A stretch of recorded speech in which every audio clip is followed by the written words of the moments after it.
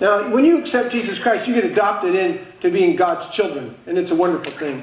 But you know, just being born on planet Earth, you are, in some sense, God's children. You know, it's kind of part of the general fact that He made you. Okay? Now, I know you're not saved yet, but He made you. And He's invested in you, and He cares about you. Even if you don't care about Him, He cares about you. And He is working to bring you to Himself. But you can imagine, this is tough for Jesus. You know, He came to Israel. God had been working with Israel for a couple of thousand years to try to get them ready. And then He shows up and they don't like Him. Have you ever had the very best interest of somebody in mind and they took it as a bad thing? That sucks.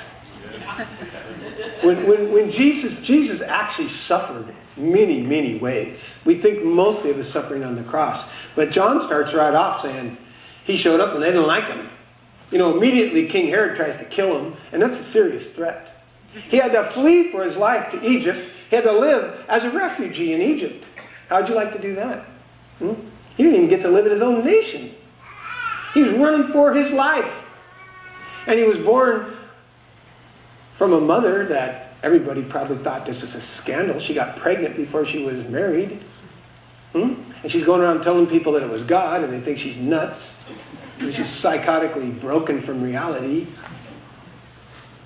Well, that's a tough beginning. You know, if you were going to send the Savior of the world into the world, would you do it that way? Would you have him born of an illegitimate birth situation? Would you have him have to run for his life down to Egypt? Would you have him born in a barn? Would you have him... I mean, that's bad planning. I get in trouble for that all the time. Or is it what God wanted done? What if everything that happened to Jesus was something that actually God said, yes, I want my son to experience suffering in every way a human being could experience suffering on planet Earth. I want him to experience being a refugee and running for his life. I want him to experience what it's like to have all the children around him killed. You know, sociologists have studied the emotional effect of abortion on a community. Said that if you were born after, was it 1973 when abortion started in the United States? If you were born between 1973 and now, how many people have been born since 1973? Could you raise your hand? Okay, studies say, and maybe they're just Christian studies, but they're things I've read, it says that you experience the weight of the loss of 30 million other children that could have been born during that time period that you were born. 30 million have been killed. That's tough. That's tough. And so Jesus also experienced, he was the only baby that got out of Bethlehem alive. You know, that's tough. That's tough. So when you read the Bible, remember, this is real earth. This is real tough world that Jesus was born into. He came into his own nation, and they said, you're a nutcase. His family thought he was nuts. The rulers of Israel tried to drive him out, to get him to shut up and to be quiet. Yet there were some people that received him. Huh? You know, if you feel like you're the only person in your school that's received Jesus, well, celebrate that, you know.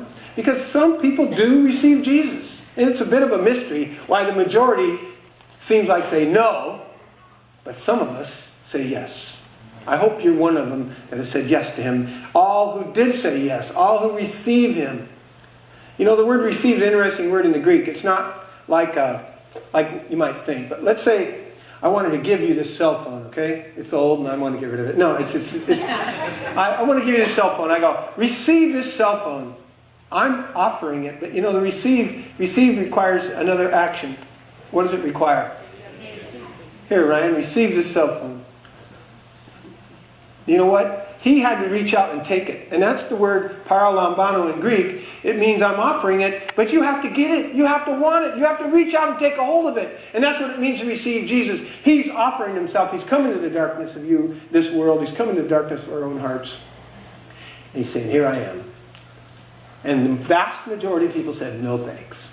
No thanks. I got other plans. I've got other plans. But all who did believe in him, to those who received him, who believed in his name, he gave the right to become children of God.